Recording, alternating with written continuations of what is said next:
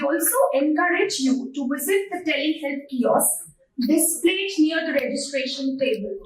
The magical innovation of CBiot, which is waiting to create a stir in healthcare industry, promises to revolutionize healthcare and contribute to the goals of the Ayushman Bharat scheme. Now, without further ado, we are delighted to invite Dr. Virender Garg, PI of CBiot and OSD to the Honorable Health Minister, to commence today's program. Dr. Garg, please.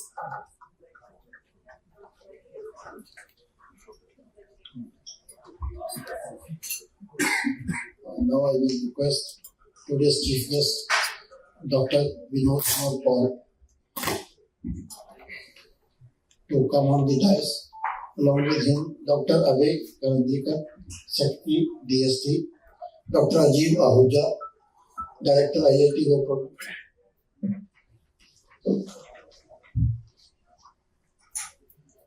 I am honored to introduce all of three esteemed guests. Now I will invite Dr. Shweta Markan to come on the dais. Dr. Vinod Kumar Paul, we all know him well. He was HOD, Department of Pediatrics, All India Institute of Medical Science, New Delhi. And as member of NITI Aayog, Sir has revolutionized the healthcare sector, not only in the term of the revitalizing the healthcare infrastructure from old sub-center EHC mode to health and wellness centers, a change which is a leap change, but he is also instrumental in introducing the Ayushman Bharat Yojana, which is the world's largest social security health care scheme. So I will request the audience to give him a big applause for both of the three. So as a medico, we were almost daily coming in contact with the patients who were unable to get the treatment of treatable diseases. Now it is a very delighting experience for a doctor, for a patient and his family and his society as a whole, watching those patients coming to the hospital, just depositing their Ayushman card and getting treatment honorably. That is a very big change. So once again, I will request to give him a big applause for both of the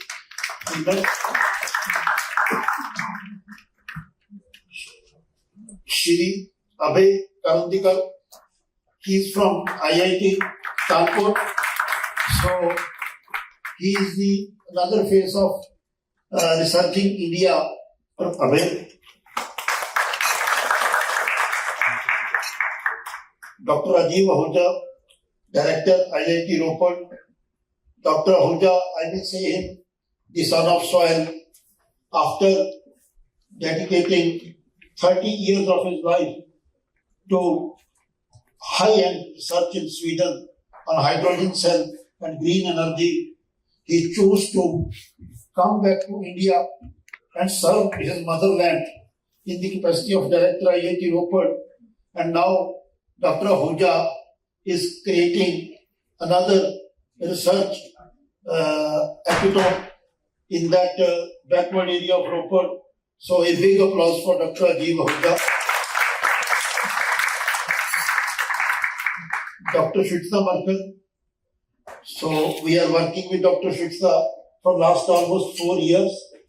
She's young, but her contribution, her dynamism is unmatchable.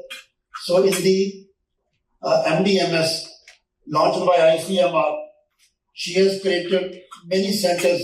Our CBiot is one of those centers. So we are getting immense support from her all the time.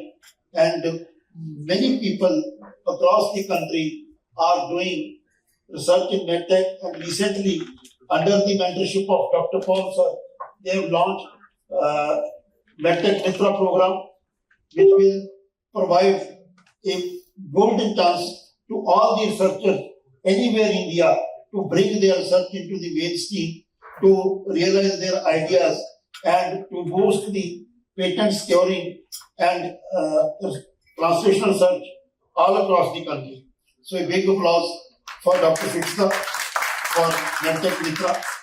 So once again, Dr. V.K. Paul is the mentor of that program, and it was launched under such mentorship a few months back. So one guest is with us, joined online, Mr. Mike Supramania. He is DG, Chief Impact Officer, Indo-European Digital Federation. Mike is physically in France, but he's as Indian as you and me. So his backdrop speaks for it. So he is putting his effort to bring India and Europe closer on the digital front, and his energy and speed of work is amazing.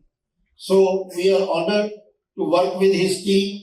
So I will request a big applause for Mike and his team. He is joined from Paris. It's very early in the Paris. I will request Dr. Ashwini Mahajanji to come on the dais. Ashwini Mahajanji is the economist and General Secretary of Swadeshi Jagran Manch, which is a frontal body in Sangh Parivar for the economic and the industrial policies, and the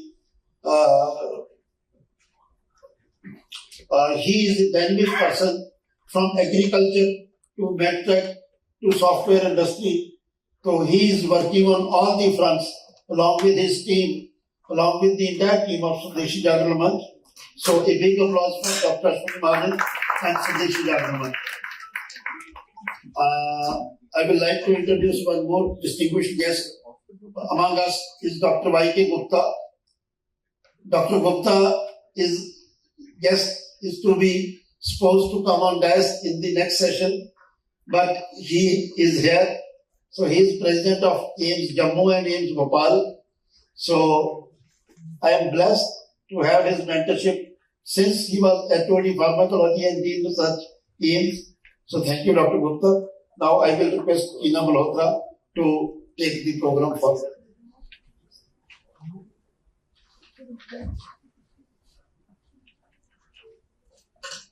Thank you so much, Dr. Garg, for the powerful ignition of the day.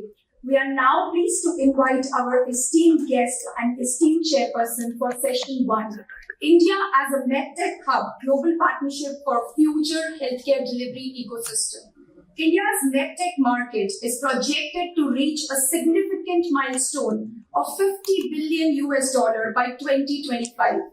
This growth is fueled by several factors, including rising income levels, increased private sector investment in healthcare, a growing aging population, a flourishing medical tourism industry, and supportive government initiatives in the medtech sector.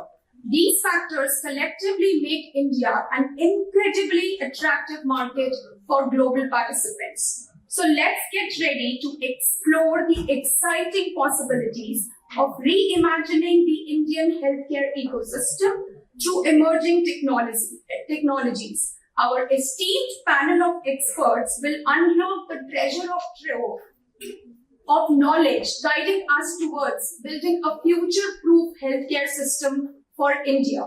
May I please request Dr. Vinod Paul, Member Niti Aayog, Government of India.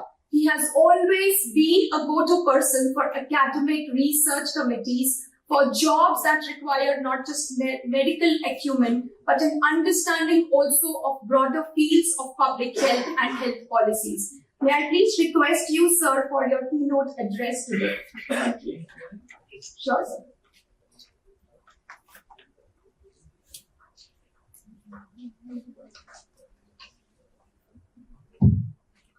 Namaste, good morning. Respected Professor Abhay Karandikar ji, respected Dr. Rajeev Ahuja ji, Shri Ashwini Mahajan sahab, Virendra Garg ji, Suchita ji, Dr. Gupta, distinguished colleagues, distinguished friends, leaders, and thinkers about India's future in the health sector and for the benefit of people. I'm honored to be here. And the theme of our discourse this day is highly relevant to today's context in particular. So we have one component of the context is that we experienced a devastating pandemic, just come out of it, just stabilizing our economy, our lives, our livelihoods. We are catching up on the learning loss that students, our children have experienced and so on. So that's one context, which tells us a few things. One, Recording in progress. that to fight such difficult challenges, we have to have our own capabilities. Atmanirbharta. We also have to have confidence, Atmavishwas, that we can handle it. If we have to be ready for challenges of this size, or even the normal health care challenges of the day, our own capacities, capabilities must be of very high order, if not the very best in the world. And perhaps, surely, one day the very best in the world. Medical sector, health sector has been serviced largely by our own technologies, our own thinking processes, facilitation systems, researches.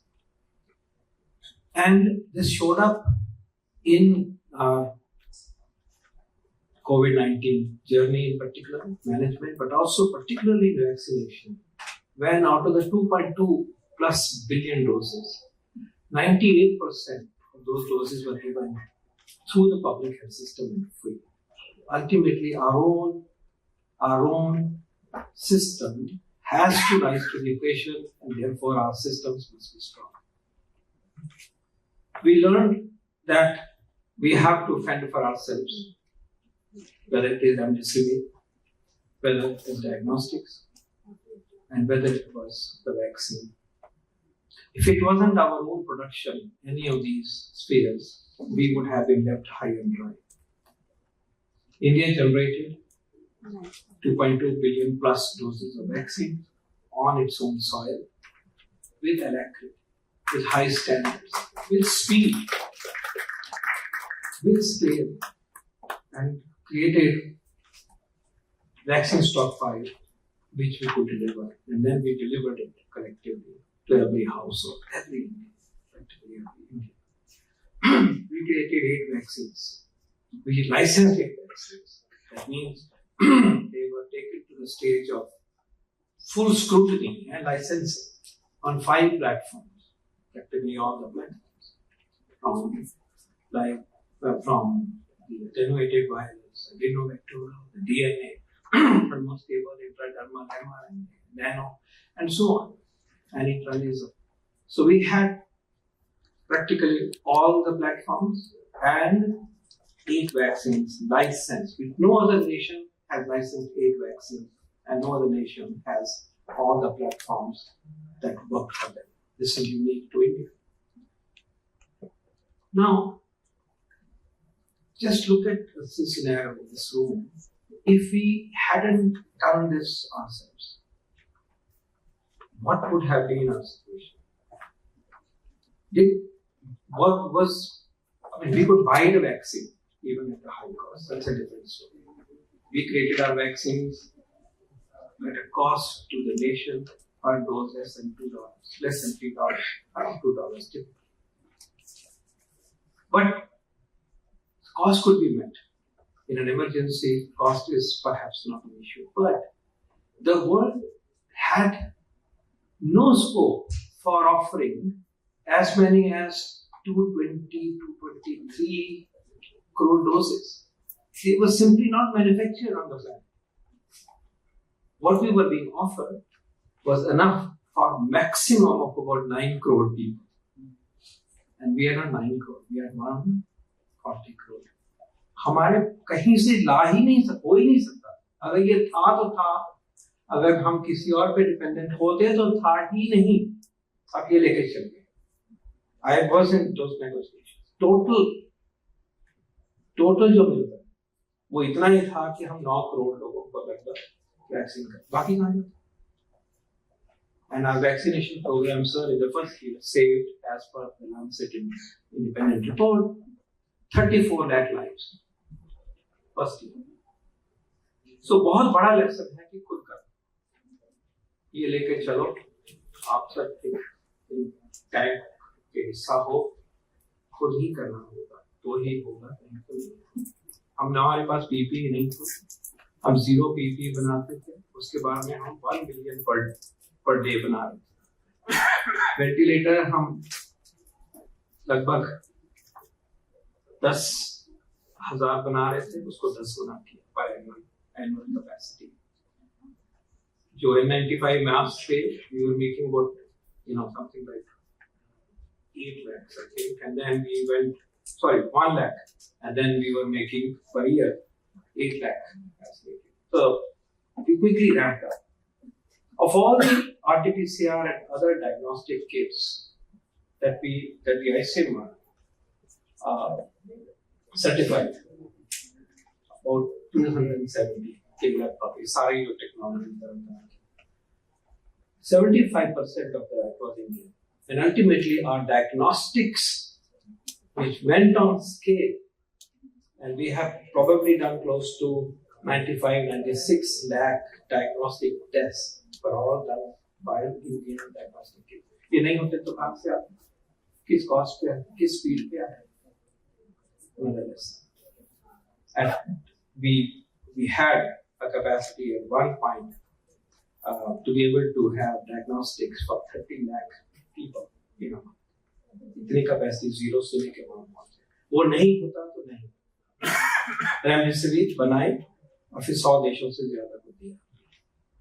इस short point है कि इस pandemic के context में our own strong health system, our own industrial capabilities, our own R&D capabilities, translational capabilities, science and technology capabilities, above all, because that's where it all starts, have to be strong. तो ये एक fundamental है, इसको मैं medtech में briefly apply करूँगा. The second context is very obvious to us. We aspire to be a developed nation by 2047. We have 2.5 decades to work. And if we have to move in that direction, a lot of things have to happen. Firstly, we have to be having an economy of a size that behoves a developed nation. And NITI's estimate is that translates into a per capita GDP of about, in today's cost, about $13,000 from about 2.5 today per capita, and amounts to about $30 trillion economy from about $3.79 trillion economy. क्योंकि आज जिस चीज की बात करते हैं वो economy का भी हिस्सा है, जॉब्स हैं. ये फिगर बता 10 बिलियन से 50 बिलियन तो कुछ ही साल में हो जा सकते हैं, एंड फिगर्स हैं आपके फोल्डर में.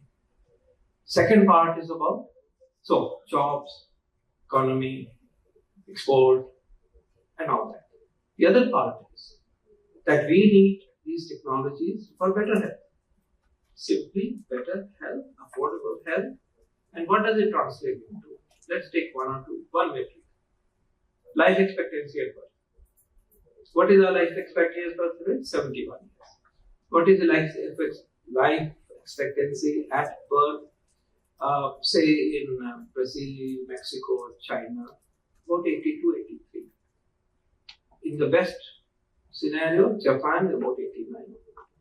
And Europe, particularly Northern Europe, is about 85. So 85 number not लेके चलो. 71 से हमें 85 पहुंच गए. What is the commonest cause of mortality today? Non-communicable diseases. There is a prevention angle, so we need technologies for prevention. I don't want this community to forget that technologies above all are not about sophisticated surgeries robots in OTs, but also simple technologies, and I refer to that very briefly in a short while. बचाएंगे फिर treat करेंगे, तो उसके लिए technology चाहिए, उसके लिए health system चाहिए. इस जर्नी में therefore we are dealing with this space which is so relevant to our future. So ये दो कॉन्टेक्स्ट तो हैं ही हमारे पास. पैंडेमिक से सीखा, ये भी सीखा कि हम जीरो से हीरो नहीं बनते, हमारे पास इंडस्ट्रियल बेस था तो ही हम ऊपर. इसलिए जो हमारे पास है उसको स्ट्रॉन्ग करेंगे, जब ऐसी मुसीबत आएगी तो राइज करेंगे. लेकिन to reach 2047 goals, we have to have a sustained upswing of our capabilities, including in the space of medtech, which will also give us the other goal, namely good health. Healthy life expectancy from 60 years today to reach 75. And that means a lot of hard work that we have to do. And technologies play a great role. Yesterday, sir, and we had a wonderful meeting on this aspect where we recognize that going forward, technological leapfrog will go a long way in imparting good health to India. Having said this, one word about primary health care. When we think about technologies in the primary health care, which is the most important, because that's where most transactions take place. Most transactions take place in the primary health care setting. 90% of the health is addressed and should be addressed at the primary health care system. If we don't work at primary health care, secondary tertiary systems are not going to be in a position to handle this. For example, where do we treat diabetes? If I have to go for treatment of diabetes to a secondary system, then go to work. It has to be next door. My medicines, I should be detected to have or not to have hypertension. If I have, I should be on treatment. Because the difference between person who is on treatment versus not on treatment is the kidneys will not be knocked off at the age of 55. Diabetes in particular. तो कहाँ हो? Next door. दवाई कैसी होनी चाहिए? Life long होगी ये दवाई, फ्री होनी चाहिए. क्रॉनिक डिजीज में तो लाइफ लॉन्ग दवाई फ्री होनी चाहिए. फ्री कहाँ से हम देंगे? Primary health care systems. Fortunately we have a very vibrant industry to provide us choice. तो प्राइमरी हेल्थ केयर की जो टेक्नोलॉजी उसके बारे में हमें ख्याल रखना है. मैं एक दो एग्जांपल दूंगा, मेरी विश लिस्ट में है. एक तो क्या रिमोट तरीके से बच्चों का आई चेक हो सकता है. रिमोट यहाँ बैठ के, हमारे पास ऑप्टोमेट्रिस्ट की कमी है, किसी दिन वो पूरी हो जाएगी. 10% बच्चों को ऐनक लगनी चाहिए. गरीबों के बच्चों को ऐनक शायद उसके पोषण में नहीं लगती, तो यहाँ बैठ के हो सकती है एक्यूरेट. फिर उसकी ऐनक को पहुंचा देंगे, वो हमारे पास सिस्टम है. क्या ऐसा सिस्टम हो सकता है कि जो चिप पे क्रिएटिनिन वैल्यू हो तो पता रहे कि रीनल डिजीज है और लिवर डिजीज है, इसके ऊपर फोकस नहीं है.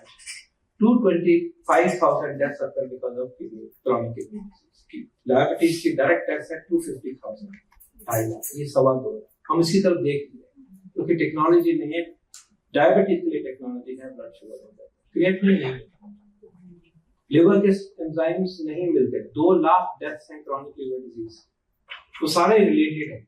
Fatty liver diabetes. But the point is that if I have detection of a liver disease early, even if it is fatty liver, even if it is something else, even early symptoms, then reverse. हमारे पास ये technology primary care space में है. Haemoglobinometer non invasive नहीं है. मैंने try करी, सबसे पूछ के कि दिखाओ, जो हैं वो अभी अप टू द मार्क नहीं है. हीमोग्लोबिन सबसे कॉमन बीमारी हमारे देश की डायबिटीज भी नहीं है, हाइपरटेंशन भी नहीं है, लिवर एनीमिया. नंबर्स में जाएं तो आधे women, reproductive age women 50%, pregnancy में और बढ़ जाता है. एडोलेसेंस कोई भी डेटा देखिए 40% से कम है गर्ल्स में. डिटेक्शन नहीं करेंगे तो ट्रीट कैसे करेंगे? डिटेक्शन की मुसीबत हम उस तरह से है ही नहीं. सारी टेक्नोलॉजी लेके जाते हैं. हीमोग्लोबिनोमीटर जो आए हैं कॉम्प्लेक्स हैं, स्ट्रिप लगती है, क्या नॉन इन्वेसिव नहीं हो सकता? तो मैं कुछ एग्जांपल ये दे रहा हूँ जो कि अर्जेंटली नीडेड टेक्नोलॉजी. आप बड़ी बड़ी भी करो, रोबोट्स भी बनाएंगे, जरूर करेंगे, मॉनिटर्स भी बनाएंगे. IoT के साथ हम एल्डरली की केयर का भी मॉडल दे देंगे. घर में बैठे हम फॉल्स नहीं होने देंगे. लेकिन प्लीज प्राइमरी केयर को नहीं. और किसी दिन डिटेल में इसकी चर्चा हमारे समाज प्रधान कर सकते हैं, सब सबके साथ बैठ के कर सकते हैं. PhD में बैठ के कर सकते हैं, सबको जुड़ना होगा, PSC, CSIR, DPT, ICMR, academics, PGI चलिए, सबको जुड़ना। प्राइमरी केयर को प्लीज क्रैक करिए और उसकी मार्केट तो दुनिया भर में है, वो किसी ने आज क्रैक नहीं किया है, ये मैं आपको कहूँ। ब्रेस्ट कैंसर पैल्पेशन मेथड से करेंगे तो क्या पैल्पेट करेंगे, कितनों को आप ट्रेन करेंगे, हर 5 साल में, हर 3 साल में होना चाहिए शायद सिस्टमैटिक पैल्पेशन से करें। लेट हो गए तो फायदा क्या होगा, क्या जल्दी नहीं हो सकता, क्या हम इसको 2 मिलीमीटर पे साइज पे नहीं पकड़ सकते, बड़ा तो कोई भी पकड़ ले। कैंसर सर्विक्स पे भी नहीं कर पाए, हमारे पास या पैप्समियर है 50% एक्यूरेसी, या वो एसिटिक एसिड वाला है, उसका भी वही हाल है। हम HPV DNA का अभी प्रैक्टिकल नहीं कर पाए, कुछ हो रहा है, बट ये कह रहा हूँ कि इन चीजों के बारे में भी प्लीज एक नजर रखें। ये भी मेडटेक का ही हिस्सा है, गेम चेंजर है, बाकी देशों में यूज है कि नहीं है, और इनमें कहीं ना कहीं AI का भी समावेश होता है, वो मैं आप सब जानते हैं। Now just to say on the policy briefly, that in recent times in this space, because it is so important, it has been under a very close watch of the Honorable Prime Minister and the government. आपने देखा होगा पिछले कुछ सालों में कई चीजें हुई। एक मेडटेक डिवाइस पॉलिसी आई आपके सामने, दूसरा एक PLI स्कीम, तीसरा मेडटेक डिवाइसेस के जोन्स में, मेडटेक जोन्स पर, 4 जोन्स पर उनके पर काम कर रहे हैं। आंध्रा मेडटेक जोन ने बहुत अच्छा काम किया, उस मॉडल में इसका पे कर रहे हैं। फिर एक प्रिप स्कीम आई जो कि R&D की PLI की स्कीम है, जिसमें आप पर्टिकुलर स्टेज से प्रोडक्ट को ऊपर ले जाते हैं तो गवर्नमेंट आपको सपोर्ट करती है। कम से कम 4 लीडर हैं। Drugs end devices drugs and cosmetics act में सुधार है, उसके पहले मेडटेक रूल्स बनाए गए, कुछ काफी हद तक रास्ता खुल गया और भी इसमें काम है। नए वाला जो फॉर्मल बिल आया है उसमें शायद बाकी और जो काम रह गया है रेगुलेटरी साइड से उसमें सुधार होगा। डिवाइसेस को अफोर्डेबल कॉस्ट पे करने के लिए प्राइस कंट्रोल की जहाँ कभी बात आती है वहां भी थोड़ा सा इनिशिएटिव हुआ। आपको याद होगा कि ऑक्सीजन कॉन्सेंट्रेटर वगैरह को ड्यूरिंग द पैंडेमिक कुछ डेवलप करने की कोशिश करेंगे। So the government is very mindful. We also have lateral tinkering lab at the very bottom. Incubators की भी बात हो रही है। IITs ने साइंस की बात सबसे सुनेंगे कहाँ कहाँ ये सब काम हो रहा है। Last but not the least एक इनिशिएटिव लिया गया जिसका रेफर किया वीरेंद्र जी ने। मेडटेक मित्रा नाम के ऊपर एक सिस्टम क्रिएट किया गया है और उसकी चर्चा सोचता आप ज्यादा एक्सप्लेन करेंगे, लेकिन उसमें यह है कि अगर एक आइडिएशन से प्रूफ ऑफ कॉन्सेप्ट के बाद आगे जैसे बढ़ते हो आप टेस्टिंग करते हो शुरुआत की, फिर फॉर्मल क्लिनिकल ट्रायल होता है, फिर उसकी इवैल्यूएशन होती है, फिर प्रोग्राम में मार्केट में जाता है, रेगुलेशन के साथ साथ चलता है। ये सारी जर्नी को आसान करने के लिए और हाईवे की तरह आगे ले जाने के लिए फैसिलिटेटरी सिस्टम सबने किया। सबने का मतलब है कि रेगुलेटर भी उसी का हिस्सा है, रिसर्चर भी उसका हिस्सा है, जो कंज्यूमर साइड है वो भी उसका हिस्सा है। वो उसको जहां पे भी आप फंसे, मान लीजिए कि आप फंसे कि अभी हमें क्लिनिकल इवैल्यूएशन करवा दीजिए। बहुत सारे नए डिवाइसेस जो इन्वेंट करता है उसको बहुत कॉन्फिडेंस होता है कि चलता है, लेकिन उनसे पूछो आपने टेस्ट किया तो बोलेंगे हाँ 3 पेशेंट या 13 उससे उस टाइम तक उनके पेशेंट्स एग्जॉस्ट हो रखी होती है, वो ढूंढ रहे होते हैं पार्टनर की क्या इसको सिस्टमैटिक तरीके से इसकी वो इवैल्यूएशन कर दे so that it satisfies the standards, it satisfies and validates the real efficacy in real world, and then it's available for launch in the public system and through the private system available for exporting. So अगर वहाँ कोई फंस रहे हैं तो उसकी मदद कैसे करें? अगर ट्रायल करना है, then ICMR will connect to people who can do the trial, reach out to the academics, reach out to institutions to do it all in the field condition. So एक हाईवे बनाया गया है, उसको हम medtech क्या कहते हैं, सुचिता उसके ऊपर स्लाइड डालेंगे and we will be proud to be part of it, and I think a lot of the partners should join. So in this space therefore should in brief a very vibrant ecosystem की कोशिश की गई है सरकार की तरफ से. At the same time we also see that the industry has responded. There is energy, there is enthusiasm, there is positive feeling with the industry, which we adore. So let's make India a global health hub for med devices of the highest quality, not just the basic as we have been so far doing. Our dependence on import must decline from 90% to 10% in a finite period of time. We should lead the world in innovation, new products, and scale up of great products from India, made on Indian soil, created on Indian soil. Thank you very much, Jay. Thank you so much, sir, for such a motivating talk. We promise we all are ready for being Atmanirbhar and Atmavishwas. Making your talk has really made all of us feel very proud to be Indians today. The group, do you agree with me? Are you feeling proud to be an Indian today? A big round of applause for Dr. Paul. Thank you so much. May I now request Professor Abhay Karandikar, Secretary, Department of Science and Technology, Government of India, for his insightful talk. Thank you. Honorable Member of NITI Aayog, Dr. V.K. Paul, Dr. Rajiv Ahuja, Director of IIT Ropar, Mr. Ashwani Mahajan, Mr. Mahik, Dr. Suchita from ICMR, and all the distinguished guests. I think you just heard Dr. V.K. Paul, who has given a very comprehensive review of all the three aspects. One, what the learnings that we had during the COVID-19 pandemic, which actually led to development of several innovative technologies, including, of course, the largest vaccination drive in the world. And then I think his focus on preventive healthcare through the technology interventions, and finally the opportunity that exists in the primary healthcare scenarios.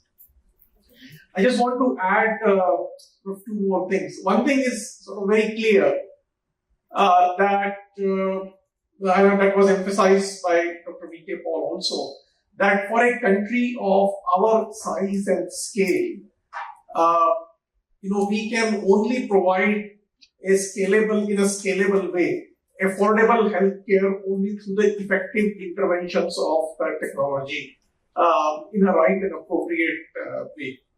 And also, not only that, but also the next generation research in healthcare is also increasingly happening now, more and more at the intersection of science, technology, and medicine.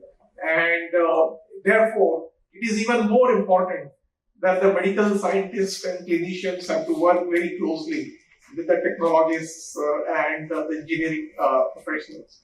And in this context, the medical devices, both for treatment and diagnostics, is a very important area. In fact, for our country, it is expected to be a very big market of order of $50 billion in another 2 years.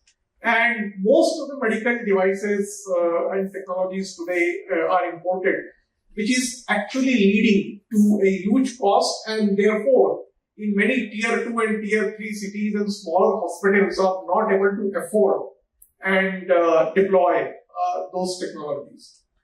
And therefore, there is a definite need for making sure that not only we focus on the translational research, but also have a system where these technologies can be commercialized.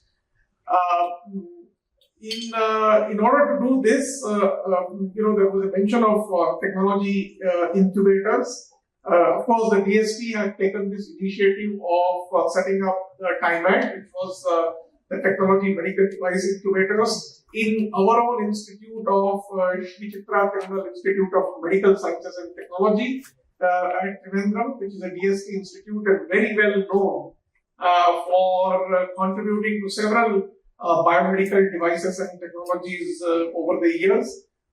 The DST, along with the DRDO, has also been having a Society for Biomedical Devices and Technologies, which has also developed several innovative products. And we have also funded several incubators in IITs and IISc, and also the technology innovation hubs which have been focusing on the medical devices and technology. So now, in the last few years, while we have seen a significant resurgence of activity in the research and technology development in the medical devices, the fact remains that in the health sector, the development of the devices and technologies has a very long gestation period, not only in terms of preclinical and clinical trials, but also getting regulatory approvals and then finally deploying the products. And therefore, one of the major challenges that the innovators and the startups face is in the form of availability of a patient capital, which can actually be catered to a long gestation period in the medical devices industry. And that is something we really need not only in the medical devices sector, but generally in several other deep tech and the sunrise sectors. The other aspect is,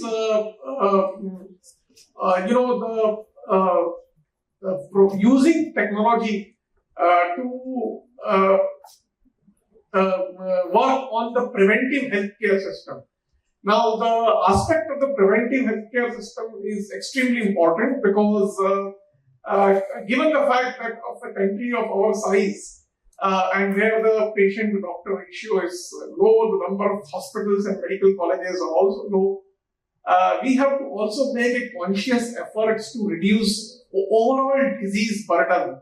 And that can only be done if we take some significant steps in the preventive healthcare.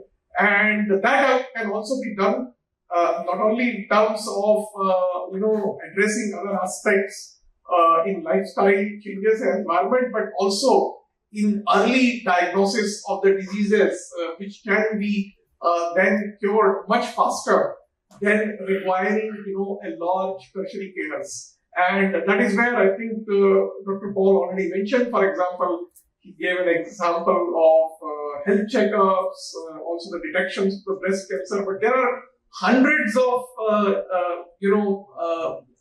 ways in which the preventive healthcare system can be developed through the effective technology interventions.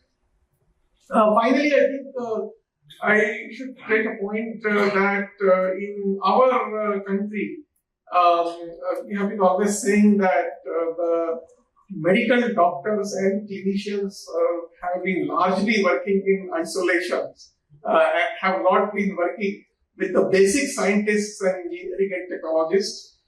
There is also, therefore, a need for the medical doctors also to get trained in some of the engineering and technology aspects, given the fact that now we are also having the increasing use of artificial intelligence and machine learning in diagnostics, also the very advanced radio image processing, and so on. It is also very important that the clinician with engineers and scientists to develop innovative technologies. Given the fact that in recent years our country has emerged and developed a very strong ecosystem of startups which have been focusing on very state-of-the-art technology, I am confident that if we bring a collaborative interdisciplinary approach where the doctors can work with our engineers and innovators, then we will be in a position to provide a leadership role in the medical devices and technologies and make that kind of a contribution at the global scale. Finally, I think I would say that the use of artificial intelligence and machine learning is really going to change the landscape of the healthcare and in general, and including the medical devices as well. given the fact that our country has a potential of generating large data sets, this could be really an ideal platform for developing novel foundational models for artificial intelligence and healthcare that can not only be effective at the national scale, but will also be able to contribute at the global level as well.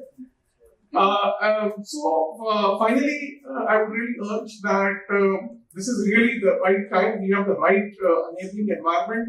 Dr. Paul has already spoken of the medical devices policy, the PLI schemes, the very vibrant startup ecosystem. The government will also be coming out with a deep tech policy. We have also seen it in the interim budget, an announcement of setting up a 1 lakh crore Anusandhan fund, which can actually be useful in such sunrise sectors, which, as I mentioned, required a long gestation period and therefore the patient capital.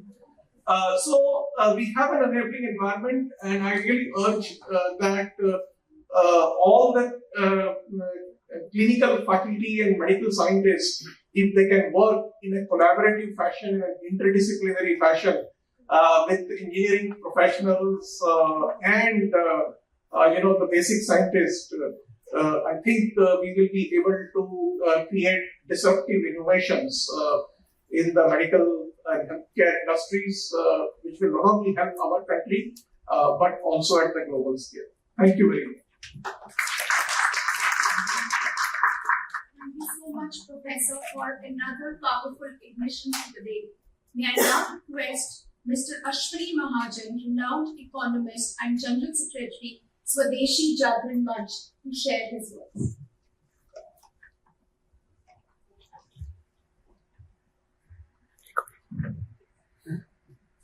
Respected Dr. Mr. Paul,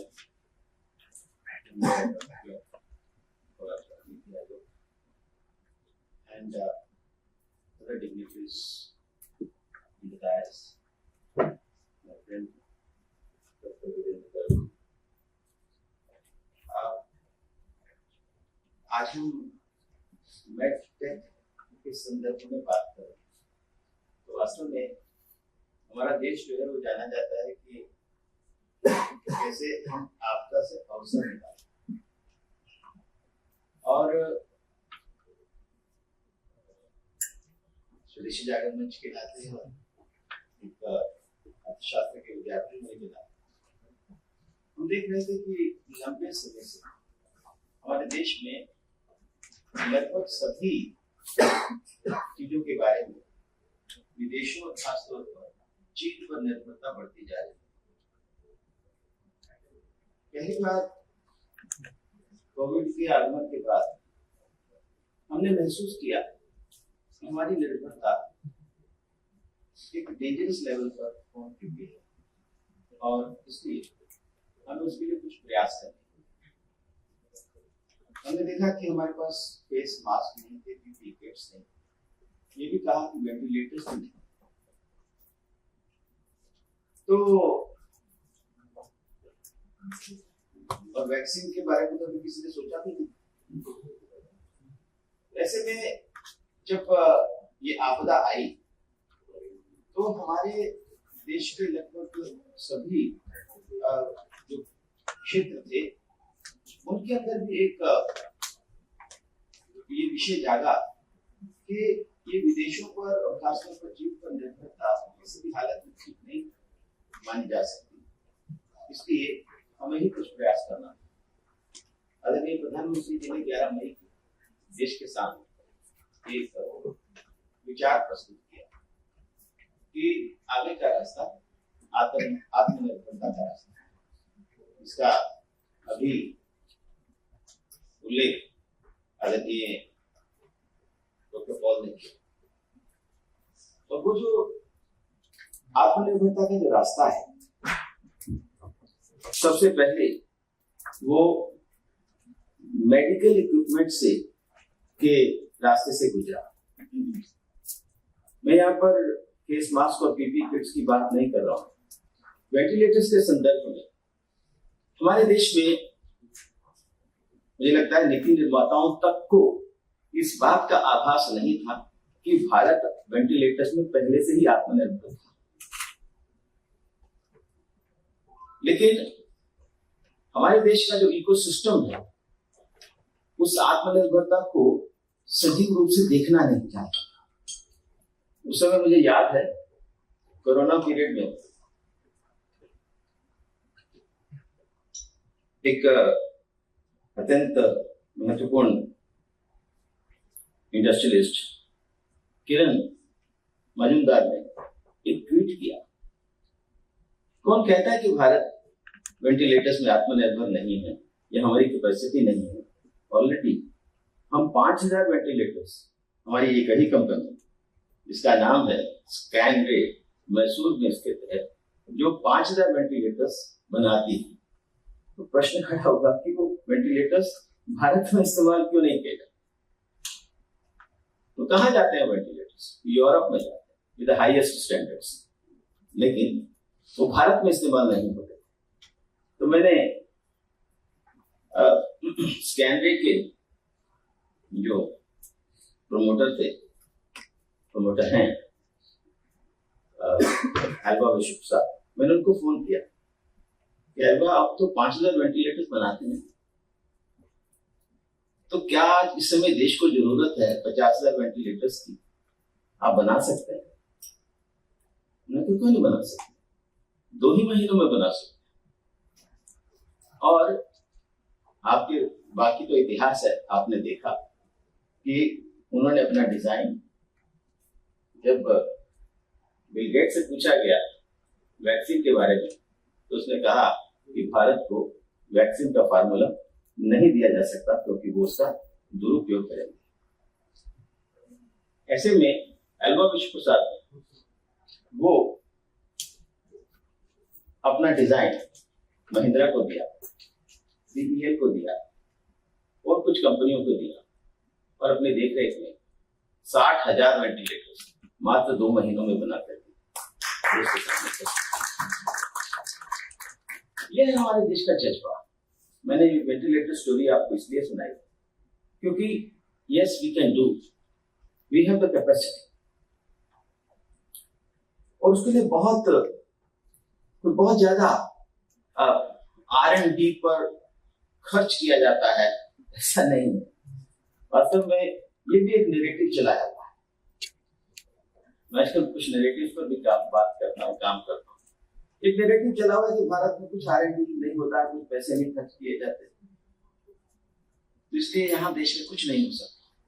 हमने देखा कि अभी 1 लाख करोड़ रुपए का जो अभी हमने budget रखा है, उससे पूर्व की बात बता रहा हूँ। उसके बाद क्या होगा, उसके बाद क्या परिवर्तन आने वाला है, वो आप अपेक्षा कर सकते हैं। उससे पूर्व की बात बता रहा हूँ। 2014 में भारत में मात्र 4000 से कुछ ज्यादा पेटेंट दिए गए, और पिछले साल का 23-24 का यह आंकड़ा है कि 1,03,000 पेटेंट ग्रांट किए।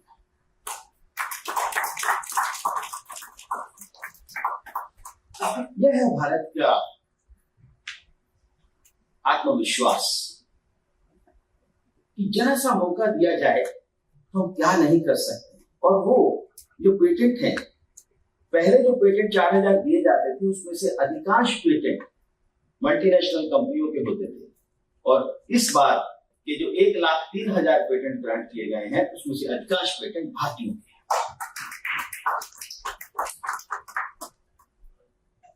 मैं इस अगस्त गैलरी के सामने ये सारी बातें इसलिए करने का प्रयास कर रहा हूं कि हम आपदा से किस प्रकार से अवसर निकालते हैं और किस प्रकार से हमारे आगे बढ़ने का जज्बा है, उसको कोई दुनिया का देश मैच नहीं कर सकता। सारी दुनिया इस समय महंगाई और खासतौर पर फूड और फ्यूल इन्फ्लेशन से जूझ रही है, और भारत फ्यूल इन्फ्लेशन के संदर्भ में मैं कल ही एक आंकड़ा देख रहा था कि 2022-23 में हमने 157 बिलियन डॉलर का ऑयल इंपोर्ट किया था।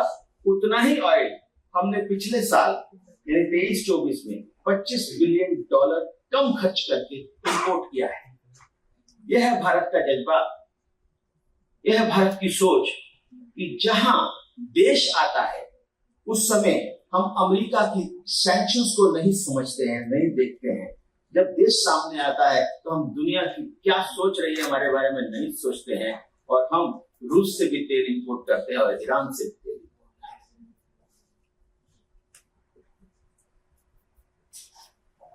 हैं। मैंने वैक्सीन की बात अभी सामने रखी कि जब ये बात आई कि भारत को वैक्सीन बनानी चाहिए, बिल गेट्स साहब आप कुछ मदद कर दीजिए। नहीं, इनको फार्मूला नहीं दिया जा सकता, लेकिन भारत ने करके दिखाया और अभी $2 से भी कम पैसे में हमने पूरे देशवासियों को बिना किसी लागत के वैक्सीन उपलब्ध करवा दी। कैसे संभव हुआ? ये उस जज्बे का परिणाम और उस कैपेसिटी का परिणाम है जो हमारे देश के लोगों ने दिखाई। मुझे याद है कि उस समय एक विदेशी कंपनी जो बाद में बहुत बदनाम हो गई,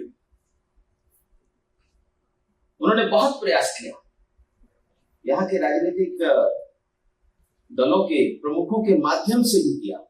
उनके भी ट्वीट्स हमने देखे कि ये भारत सरकार लोगों को मार देना चाहती है, उस कंपनी से क्यों नहीं खरीद रही। लेकिन भारत सरकार ने भी बहुत चतुरता से उस कंपनी को बाहर रखा और आज हम उस कंपनी के बारे में सुन रहे हैं, समझ रहे हैं। आज जब हम सब लोग यहाँ पार्टी कर रहे हैं, अभी भी कई मुल्क कोरोना के कहर से अभी तक जूझ रहे हैं।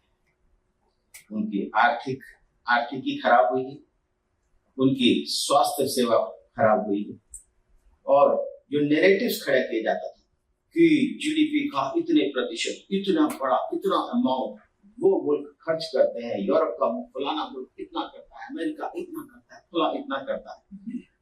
हमने देखा कि कोविड के दौरान सब वो धराशायी हुए दिखाई दिए, और भारत ने अपने देश के लोगों के स्वास्थ्य की रक्षा, उनकी आर्थिकी की रक्षा और उनकी तमाम जरूरतों की रक्षा हमने करके दिखाई है। यह देश का उस कम आमदनी में करके दिखाई, उनका खर्च में करके दिखाई है। जैसा कि मैंने अभी पेटेंट के संदर्भ में बताया कि इतना कम खर्च करके भी हमने 1,03,000 पेटेंट्स दिलाए हैं, और दुनिया में पेटेंट्स की ग्रांटिंग की संख्या लगातार घट रही है।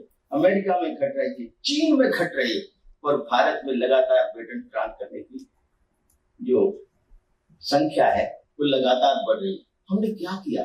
मात्र कुछ इंस्पेक्टर्स पेटेंट ऑफिस में थोड़े से बढ़ा दिए, उन्होंने ये जलवा करके दिखा दिया।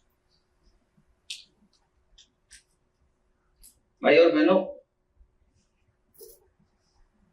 बात आती है कि प्रिवेंटिव हेल्थ केयर की। तो प्रिवेंटिव हेल्थ केयर में हमें समझना होगा। मैं खास तौर पर प्रोफेसर वीके कॉल को इसके लिए निवेदन करना चाहूंगा, आज उनकी उपस्थिति यहाँ पर है, कि हमें जिस प्रकार के पॉलिसीज की जरूरत है, preventive health care is not all about vaccines. We need to understand this. हमें बार बार ये समझाने की कोशिश की जाती है कि आप वैक्सीन पर जोर दीजिए। मैं यहाँ वैक्सीन का विरोध नहीं कर रहा हूं, लेकिन मैं यहाँ पर आपके माध्यम से भारत सरकार को ये बताना चाहता हूं कि preventive health care is not all about vaccine. वहां पर वेस्टेड इंटरेस्ट है, वहां कुछ लोग अपने पैसे को दुगना और तिगना और चौगुना करना चाहते हैं। वो चाहते हैं कि भारत का तमाम हेल्थ बजट वैक्सीन पर खर्च हो, लेकिन हम चाहते हैं कि भारत का एक बड़ा हिस्सा बजट का वो वास्तव में प्रिवेंटिव हेल्थ केयर पर खर्च हो। प्रोफेसर अभय जी ने इस बात को हमारे सामने रखा है, उन्होंने वैक्सीन का जिक्र नहीं किया, मुझे बहुत आपको धन्यवाद भी देता हूँ और आपका अभिनंदन भी करता हूँ। हमारा देश, उसमें प्रिवेंटिव हेल्थ केयर में हमें यह भी विचार करना होगा कि preventive health care is not all about allopathy.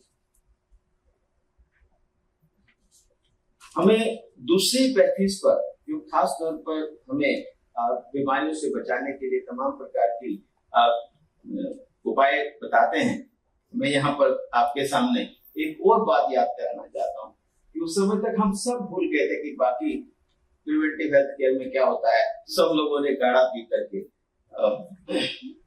Covid को भगाने की कोशिश की। हमें नेगेटिव से भी बचना होगा। मैं यहाँ पर malnutrition के संदर्भ में जो एक महत्वपूर्ण समस्या है हमारे सामने, हमें उस प्रकार के नेगेटिव से भी बचना होगा, क्योंकि हम देख रहे हैं कि जो सर्वेज आते हैं, वो सर्वेज भी, जैसे आपने जिक्र किया कि जो हमारे इक्विपमेंट्स है वो इतने बेहतर नहीं है कि हम वास्तव में अपने लोगों के स्वास्थ्य के बारे में ठीक जानकारी ले सके। कई बार ये बात आती है, कुछ हद तक सही भी है, कि हमारी बहनें बहुत ज्यादा एनीमिया से पीड़ित है, लेकिन क्या हम जानते हैं कि एनीमिया को जज करने का जो, इसके बारे में भी हमें, मैं चूंकि मेडिसिन और मेडिकल क्षेत्र का विद्यार्थी नहीं हूँ, लेकिन जो प्रधानमंत्री सलाहकार समिति के कुछ लोगों ने इसके बारे में प्रश्न उठाए हैं, उसके बारे में हमें समझने की जरूरत है कि एनीमिया को जज करने के लिए जब तक हम समझ ही नहीं पाएंगे कि कौन किस बीमारी से पीड़ित है, तो तब तक हम उसका सही समाधान नहीं कर सकेंगे। अगर लद्दाख में हम जाएं तो जिस प्रकार से एनीमिया वहां दिखाई देता है, उसमें तो एक दिन भी कोई जी नहीं सकता, वहां हजारों सालों से लोग जी रहे हैं। इसका मतलब है कि कहीं ना कहीं हमारी जजमेंट में, हमारे उसको जांचने में कहीं कमी है। मित्रों, मैलन्यूट्रिशन के संदर्भ में भी हमें समझना होगा कि देयर आर वेस्टेड इंटरेस्ट जो हमें एक दिशा में लेकर के जाना चाहिए। और जब हम नेशनल फैमिली हेल्थ सर्वे का डाटा देखते हैं तो अलग डाटा देता है, वो एक सैंपल सर्वे है। लेकिन जब हम रियल टाइम डाटा पोषण के में जाकर के देखते हैं तो एक अलग ही प्रकार का डाटा आता है। तो हमें किस पर विश्वास करना चाहिए? नेशनल फैमिली हेल्थ सर्वे के डाटा पर विश्वास करना चाहिए कि भारत सरकार के पोषण के डाटा पर विश्वास करना चाहिए, जो 7 करोड़ बच्चों के लिए तो डायरेक्टली वहां पर मेजर करता है। उसके संदर्भ में देखते हैं तो वो नैरेटिव ध्वस्त हो जाता है। जो अंतरराष्ट्रीय शक्तियां हमारे अंदर एक भाव प्रस्तुत करना चाहते हैं कि हमारे देश में बच्चे बड़े चिकने हैं, बड़े पतले हैं, क्योंकि वास्तव में वो डाटा वहां रेटिफाई नहीं हो रहा है जो हम पोषण का डाटा कलेक्ट कर रहे हैं। ये भी कह सकता है, तो अपोजिशन का पार्टी का व्यक्ति हो तो कह सकता है कि पोषण का डाटा भी गलत आप मेजर कर सकते हैं, शायद आपने वहां पर लॉगरिथम कुछ बदल दिया हो, कुछ कर दिया हो। लेकिन हमें इसके बारे में विचार करने की जरूरत है कि हमें अंतरराष्ट्रीय शक्तियों द्वारा प्रेरित ऐसे सर्विस को बल देना चाहिए या मानना चाहिए, या पोषण के डाटा को मानना चाहिए। ऐसे में मैलन्यूट्रिशन के संदर्भ में मैं एक बार हमारे पहले भी आदरणीय डॉक्टर पॉल से बात हुई थी कि बेस्ट तरीका, अगर सैम चिल्ड्रन को सीवियरली मैलनरिश्ड बच्चे हैं, एक्यूटली मैलनरिश्ड बच्चे हैं, उनके लिए IUTF is not the solution, fresh foods is the solution. और मुझे खुशी है कि हमारे नीति आयोग के हेल्थ मीटिंग में, पब्लिक हेल्थ मीटिंग में इस बात को डिसाइड किया गया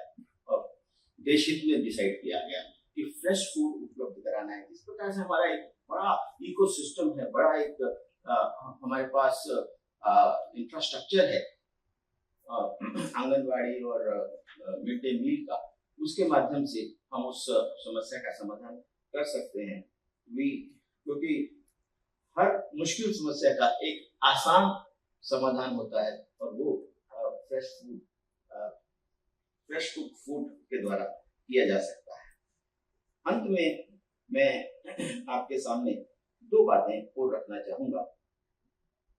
वैक्सीन की बात आई, आजकल एचपीवी वैक्सीन का बड़ी बात आ रही है, लेकिन सरकार की तरफ से दो प्रकार के मत व्यक्त किए जा रहे हैं। एक मत व्यक्त किया जा रहा है कि हमें यूनिवर्सल एचपीवी वैक्सीन करनी चाहिए। उसके बारे में हमें अंतर्राष्ट्रीय अनुभवों के बारे में जरूर जानना चाहिए कि अंतर्राष्ट्रीय अनुभव क्या है एचपीवी वैक्सीन के, उसके बारे में भी जरूर जांच लेना चाहिए और उसके बारे में जो बेहतर सोल्यूशन है वो स्क्रीनिंग है। इसके बारे में भी नीति आयोग को जरूर विचार करना चाहिए। स्क्रीनिंग के माध्यम से क्या हम अपनी बहनों में इस प्रकार के सर्विकल कैंसर को रोकने में मददगार हो सकते हैं। वो ज्यादा बेहतर और इफेक्टिव होगा क्योंकि उसमें हम पॉपुलेशन को स्क्रीन कर सकते हैं। इस केस में हम केवल एक कुछ संख्या में ही बहनों को एचपीवी वैक्सीन दे सकते हैं। अंत में एक बात मैं आपके समक्ष रखना चाहूंगा, वो भी बहुत बड़ी मेडटेक के संदर्भ में है और वो ये है कि फार्मास्यूटिकल सेक्टर में हम जानते हैं, क्योंकि अभी जिक्र आया कि हम अपने देश में लोगों को पब्लिक हेल्थ की फैसिलिटीज प्रोवाइड करने में सबसे बड़ा योगदान अगर है तो वो हमारी सस्ती दवाइयों का है। वो सस्ती दवाइयां इसलिए हैं कि इतनी लंबी हमारी यात्रा है फार्मास्यूटिकल सेक्टर की, जो दुनिया में सबसे सस्ती दवाइयां हमारे देश में उपलब्ध कराने में सक्षम है। और वो सस्ती दवाइयां उपलब्ध इसलिए हो पाई क्योंकि जो इंडियन पेटेंट सिस्टम है, हमारे देश का जो पेटेंट सिस्टम है वो दुनिया में बेस्ट पेटेंट सिस्टम, क्योंकि हम अपने पेटेंट सिस्टम के माध्यम से जेनरिक ड्रग्स बना सकते हैं। शायद अमेरिका जेनरिक ड्रग्स उतनी मात्रा में नहीं बना सकता, कनाडा नहीं बना सकता, यूरोप नहीं बना सकता। हम जेनरिक ड्रग्स बनाते हैं और प्रधानमंत्री औषधि केंद्र से हम लोगों को 10% कीमत पर वो ड्रग्स उपलब्ध कराने में सक्षम हो रहे। लेकिन उसमें एक बहुत बड़ा खतरा आ गया और वो खतरा ये था कि हमारी एपीआईज के संदर्भ में, एक्टिव फार्मास्यूटिकल इंग्रेडिएंट्स के संदर्भ में चाइना पर निर्भरता इतनी बढ़ गई थी कि एक समय था कि हम 90% एपीआईज खुद बनाया करते थे। एक समय आया हम केवल 10% एपीआईज खुद बनाते हैं, 90% के लिए हम इंपोर्ट करते हैं। वो चाइना जो पेनिसिलिन जी की कीमत $22 हुआ करती थी, उन्होंने $9 में डंप करके हमारे देश की पेनिसिलिन जी इंडस्ट्री को समाप्त कर दिया। लेकिन भारत ने तो पुनः अंगड़ाई ली, पुनः पीएलआई स्कीम के माध्यम से एपीआई इंडस्ट्री को पुनः खड़ा करने की कोशिश की जा रही है। 2-3 महीनों में हमारी पेनिसिलिन जी का प्रोडक्शन शुरू हो जाएगा। ओवरऑल हमारा एपीआई का प्रोडक्शन बढ़ने लगा है। पिछले साल हमने 37,000 करोड़ रुपए के फार्मा प्रोडक्ट्स, एपीआई प्रोडक्ट्स हमने एक्सपोर्ट किए हैं, जबकि हमारे इंपोर्ट सिर्फ 25,000 करोड़ रुपए के हैं। तो भविष्य उज्जवल है। मेडटेक में हम टेक्नोलॉजी में और आगे बढ़ सकते हैं और दुनिया के लिए हम मेडिकल हब बन सकते हैं। केवल मैन्युफैक्चरिंग हब एक उसके संदर्भ में नहीं, मैं मेडिकल हब के संदर्भ में बात करना चाहता हूं। हम दुनिया भर के लोगों का सस्ता, बढ़िया और टिकाऊ इलाज करेंगे और हमारे देश में जो टूरिज्म बढ़ाने की कोशिश हो रही है, मेडिकल टूरिज्म में भी हम उतनी ही ऊंचाइयों पर पहुंचेंगे। इतनी बात कहते हुए अपना विषय समाप्त करता हूं। धन्यवाद।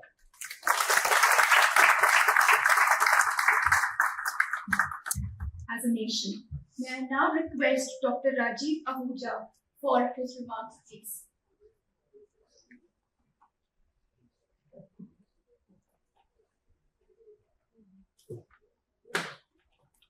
I'm sorry, there will be a slight change. Professor Abhay has to leave, so I will request Dr. Harish from CBIO team to share a token of thanks with Professor Abhay. Sir, this is a book about the rescue of fundamental Punjab. So we are working on Sub-Sindhu, and it is a recent discovery that science, technology, and industry all three globally started from Punjab, Sub-Sindhu. So this book is dedication to that.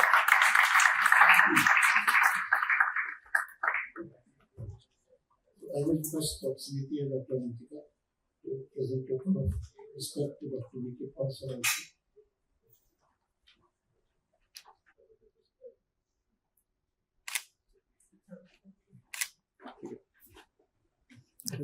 And now living in India, so I can compare the Indian perspective also. So, what I want to say that I see India from outside as well as now from inside also. How India is grown, how India is changing, and especially I will talk about the pandemic time. When the last flight from Europe was coming to India, it was in 2019 or 20. So I asked because they said that in flight you must wear the mask. So I searched all the shops in Sweden. I could not get a mask and or anything protective. So when we see the India is totally different. About the vaccination, so I asked him in Sweden when I can get my vaccination. He said we don't have any vaccination up to now, but when we will start 90 plus. We want to vaccinate for 90 and above. So I have no chance. I get my vaccination. Although I was living in Sweden, I got my vaccination in India. So I protect myself, and the narrative about India, what in the Western countries, is totally different. So when I can see that my colleagues in Sweden maybe still have not got vaccination, but we are all vaccinated. So this is when we say that okay, the Europe is so developed, the medical care, medical system is so developed, especially in Nordic countries like Sweden, Norway, or Finland. But it's not like that. They were on the feet actually, on the toes. They cannot save people here, but in India can save thousands or lakhs of people, and this is the strength of our Indian science. So science can change the world, but what we have to do, we have to create a trust of the society in this sense. So when we're talking about the medical devices or the preventive, how to prevent the diseases, I think we have to talk about the healthy lifestyle also. And now our population is aware of this thing also. So coming from an IIT system, so I spent now almost 3 years in director in 2 IITs, in IIT Rockford as well as in IIT Guwahati. So I see what technology can play an important role in medical devices, as well as because India is going to be a world leader in AI. So we should be world leader in digital health. And AI is our strength, and we should not miss this first. We should be the world leader in AI. Once we are a world leader in AI, we can take lead also in digital health or telemedicine. So doctors and engineers has to work together. So I can say that in India, as we have not many doctors, so doctors don't get time to do research also. So they are more busy with the patient, that's their first priority. So they get hardly a time. So as India is growing, we are setting up more AIIMS or other medical colleges. So maybe when we have more doctors, so we can have this kind of activities on a different level. So I can tell you that even when I was in Uppsala in Sweden, we used to work with the people in Karolinska also. So my collaborator from Kyrgyzstan is sitting here. So that kind of trust we need actually. Now we are talking in IIT system, we have a position called Professor of Practice. We should make doctors as a Professor of Practice in IITs. So when they will sit in the same environment, when the doctors and engineers will work together, then something will change in a dramatic way. So now we are talking in IIT system, Professor of Practice should be somebody from some engineering background or some company. We never talk about Professor of Practice. We found them from a medical school. And IIT Ropar has taken this initiative. So we have appointed now adjunct or Professor of Practice from PGI actually. So Mona she's sitting here, we are working together. And this is the only way when we can put technology in it. Another thing I also like to tell you that if you want to develop a medical device, so we don't have the full supply chain.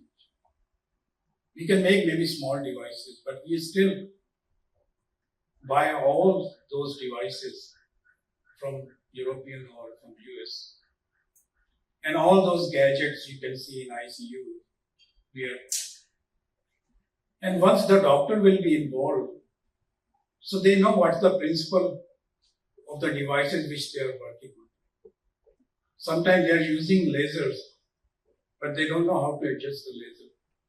They are all dependent on the technical people. So we want our doctors should also work like as an engineer. So because once they are in this development stage, so they know what is the shortcoming of the device, how I can calibrate my device. So this is an important aspect. And as Sir Paul G has mentioned about this, about the cancers and the screening.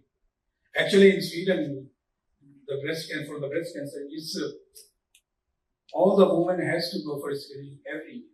So they get the mail and messages at home that this is your time, you have to come. So screening is very important, and then we can also prevent this kind of the diseases, what like a cancer and other things. So I don't want to take much of the time, and since we are also involved with Dr. Virender on this digital health, and we want that we have to work for the rural population. So this is our main aim to work with Virender ji, that how we can take it to in the village level, the technology what we are developing or what Virender ji has developed at PGI. So how we can translate to the village level. And this is a big task, and where again engineers and doctors play a very important role. So with that, I will not take much of your time, and I know Professor Dr. Paul has also got for another meeting. But I see that the future is in India. We are one of the youngest countries in the world. So we can do wonders living outside India. Why we cannot do wonders when we are living in India? So this is one of the reasons why I came back to India after 32 years living in Sweden. So I will say that you can achieve whatever you want to achieve in Europe or US, you can achieve now in India. This is our right time, as our Prime Minister said, this is the right time, and this is the best time, I will say, where India can lead when we talk about technology, when we talk about medical devices or medical science. And we should be the biggest user of AI, and with the data, what amount of the data we are getting right now, especially in the medical. And people are looking to our data, but we should not give their data to others, and we should use this data using AI, and we should lead the world. Thank you very much. Jai Hind, Jai Bharat. Thank you so much, sir, for sharing your anecdotal examples of the experience that you bring from across the globe.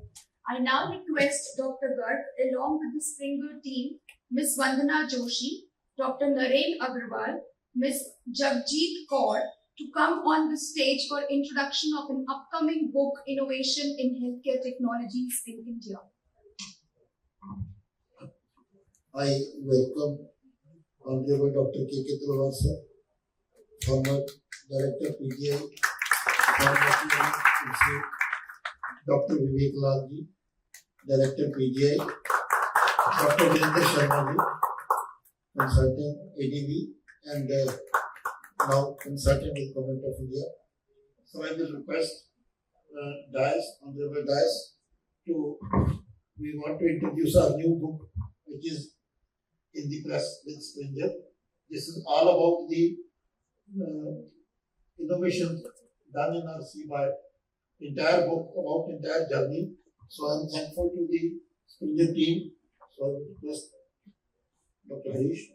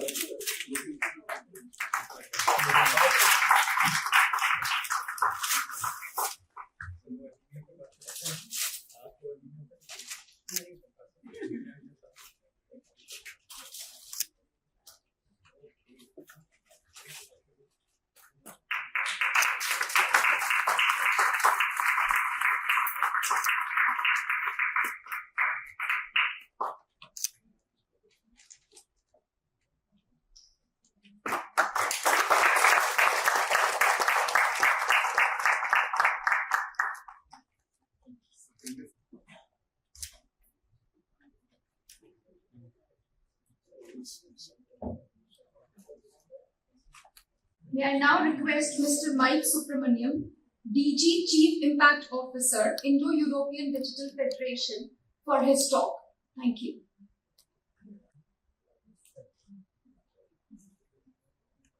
Can you hear me? Yes. Yes, we can hear you. Okay. Namaskar. Good morning to everyone, and thank you for Dr. Virendra Gaur to invite us.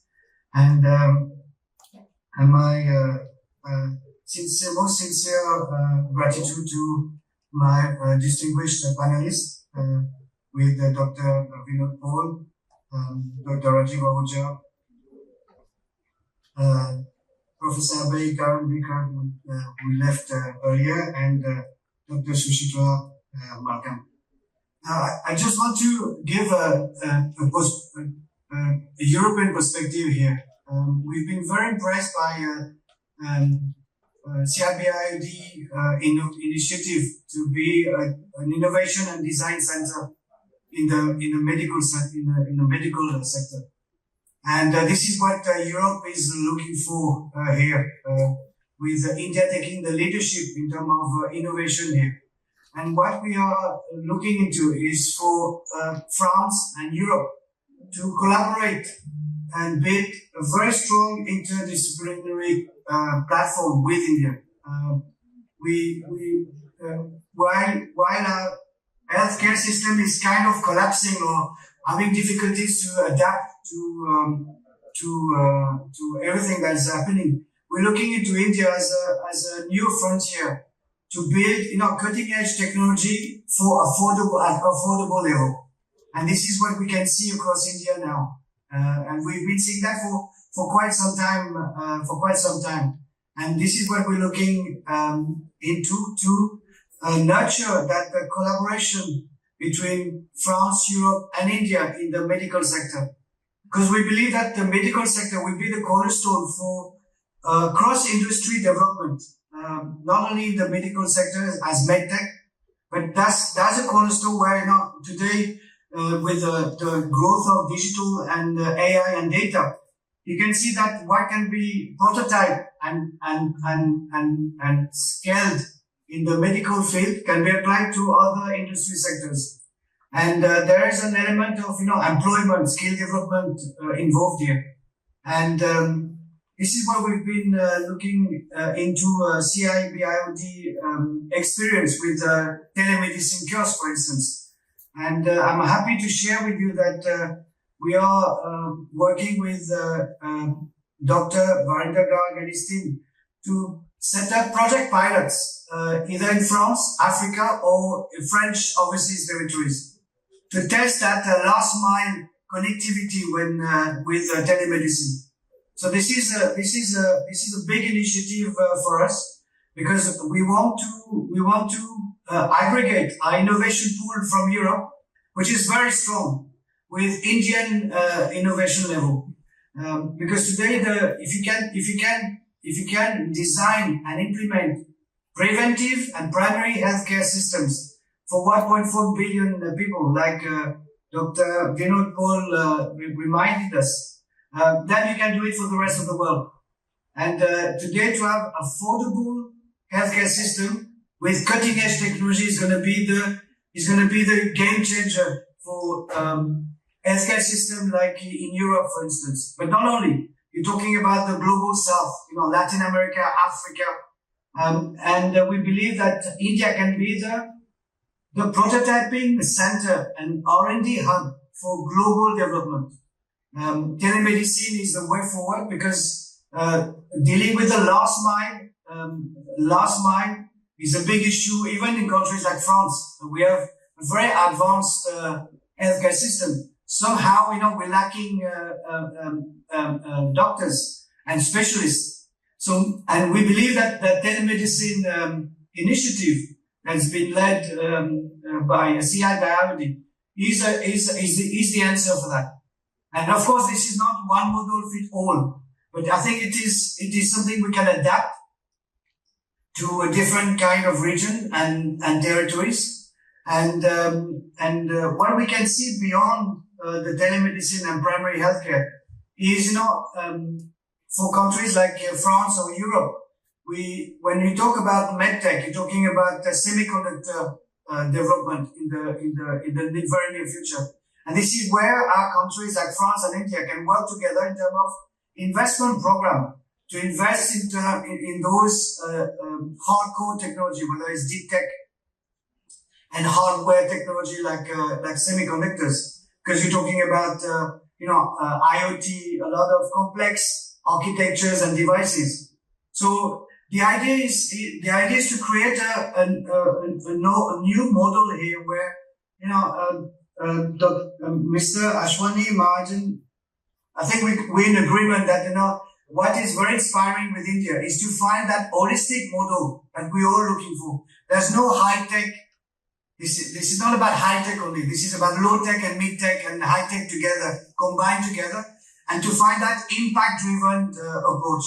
And this is what we are looking into when we are setting a partnership like we are creating and building with Dr. Varinder Garg. And I'm very impressed by the panelists' shared experience, and very humble. And today my contribution is just to listen to you and see what can be done from our end with your support locally in India. And of course, invest into the Indian landscape in terms of research centers, prototyping centers, design centers, and innovation programs we can create together between France, Europe, and India, of course. And of course, for us, India is the next frontier when it comes to economic standards and economic values. And I think that I will stop here, because I'm very humbled by what I've been hearing from this morning, and I'm really looking forward for the next sessions when we talk about SDG goals. This is it. We are facing so many challenges, and I think the answer will come from countries like India, no doubt. And when you talk about digital public infrastructure you've done in India, that's a remarkable achievement. I'm really looking forward to step up that collaboration together. Thank you so much, Mike, for reinforcing your trust in India. May I now request Dr. Suchita Markan, scientist ICMR, to deliver the concluding remarks for the session, please. Thank you. So, in the interest of time, maybe since everybody has talked a lot and we are all ignited about the things, and I'll take this opportunity to take you briefly through the MedTech Mitra initiative. I have one or two slides about which I would like to show you how, under the vision of Dr. Paul, we are trying to help address, provide hand-holding support to the innovators to surpass the values of death and develop and accelerate their technology development from concept to commissioning for public health. If I can have my slides, I'll just take 2-3 minutes to just apprise you about this opportunity, which we really want that all the innovators in this room and whosoever would like to collaborate, we are very open to collaborate because it's a national platform and we would like all of us to work together to surpass these values and have an Atmanirbhar Bharat, particularly in the medtech sector. So I'll just take 2-3 slides and then I'll also conclude as requested. Next slide, please. We all have talked about India as a global as a medtech hub, and it has a global potential. It's very clear from the deliberations since morning. We see that there is a lot of enabling environment ecosystem in the entire country. But when we talk to the innovators, we try to understand what are the challenges that they are facing on ground. Why can't we see a lot of products which are made in India, which can be used by the people at large? Public access, the public health sector, the public procurement is the major 60 to 70% of the technologies that absorb market of our countries to public health procurement system. So when we talk to the innovators, they told us that primarily there are 3 kind of valleys of death, 3 areas wherein they really need hand-holding support from the government. The ecosystem is very much there, but this is the time when we need to work with innovators, give them hand-holding support, personalized interaction, so that somehow they can go away with these challenges and develop a product which is made in India and it is relevant for the world. So this is the first challenge, first valley of death, wherein the innovators told us they are facing issues, that they have very good ideas, they are able to develop POCs, but when we are talking about developing a regulatory compliant product, this slide only, please stay on this slide. They need to develop a prototype, POC, proof of concept, which is regulatory compliant, which has been developed into CGMP compliant facility. At that point in time only, they should be knowing very well what is the regulatory strategy they have to follow. Since all medical devices are now regulated, as per MDR 2017, it is completely into force. So the innovators were really struggling on how do we define the regulatory strategy, how do we develop a product which can be tested in patients, particularly with reference to innovative technologies. So this is where we are trying to address this gap in MedTech Mitra. Next is if you develop a prototype which is now in GMP, but if you have to introduce innovative technology into the market, you really need the help of doctors. You need to ensure that this technology is very well tested. If it needs a preclinical study, it has to go through a very robust preclinical evaluation. If it needs an human study, then it has to undergo through a robust clinical evaluation. But innovators were clueless. They were not very sure on how do they develop such kind of protocols. What is the kind of sample size they need to do for validating this kind of a technology? What are the endpoints they need to keep in mind? Which we understood as part of ICMR and NITI that these innovators cannot do themselves.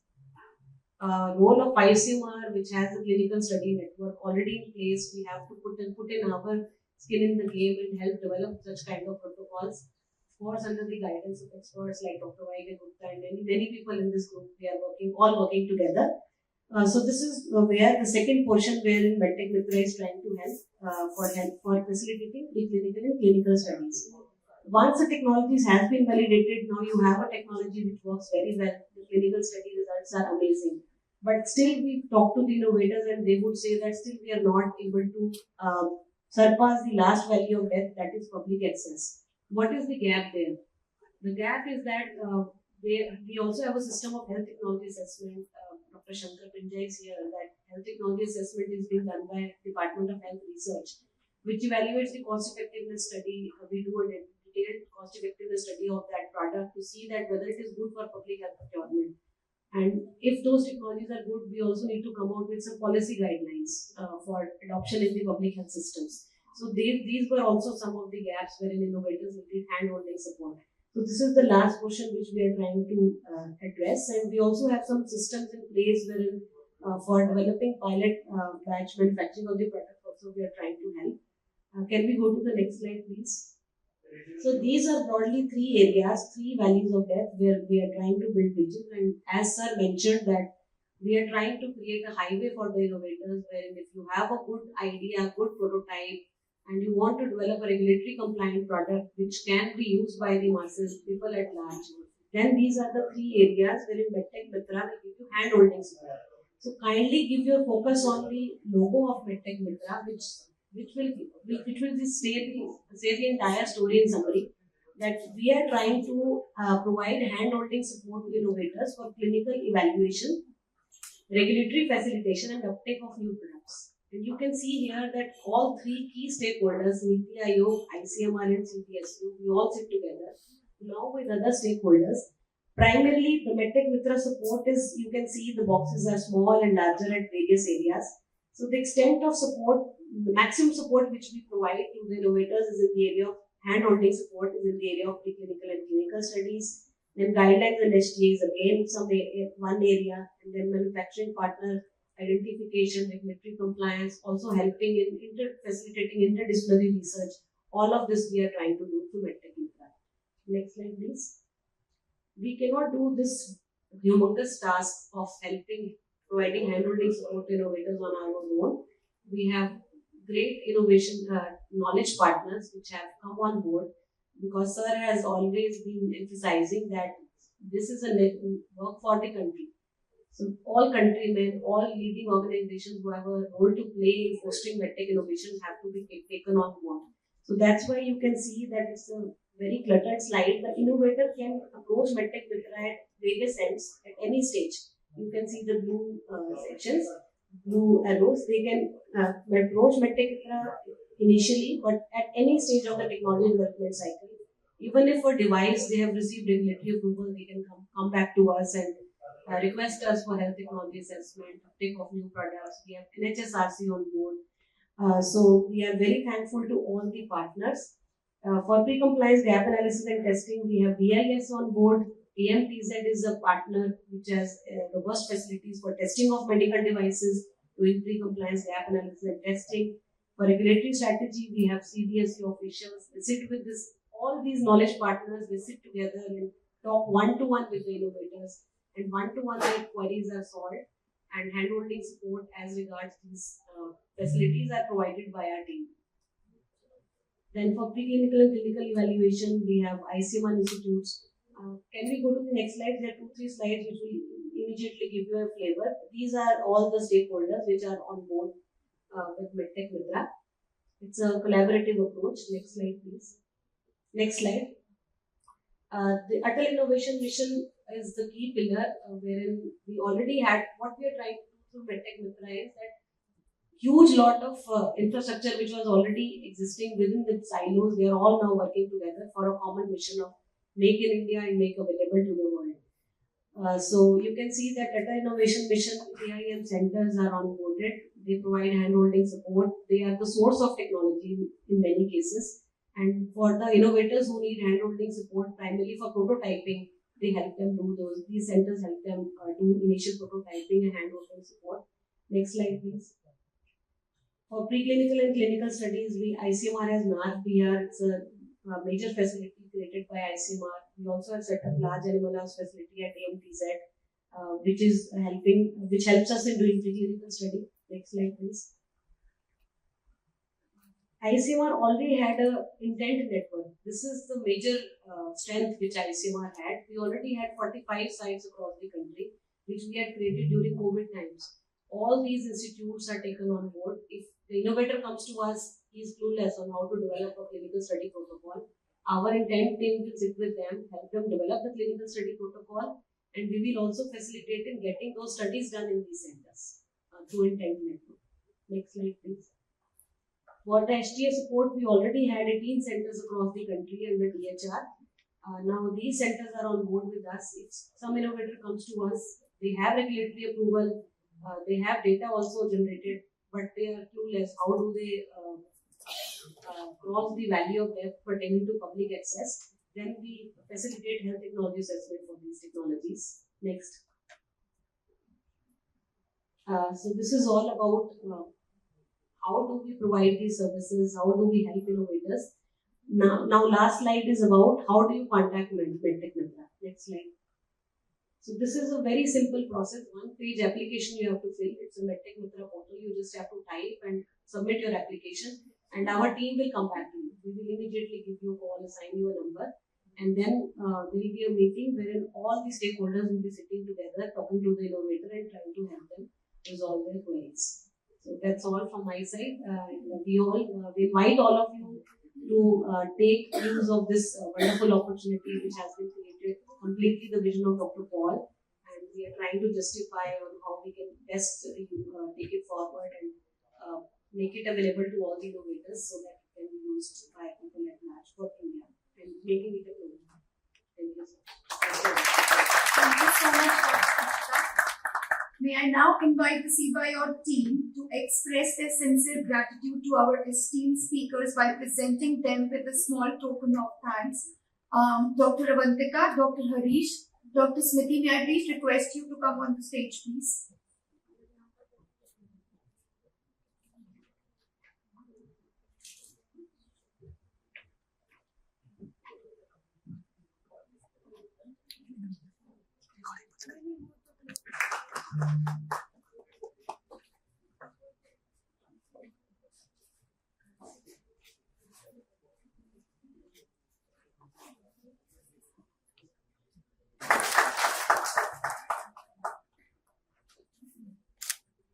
Sir साथ में ले जाओ.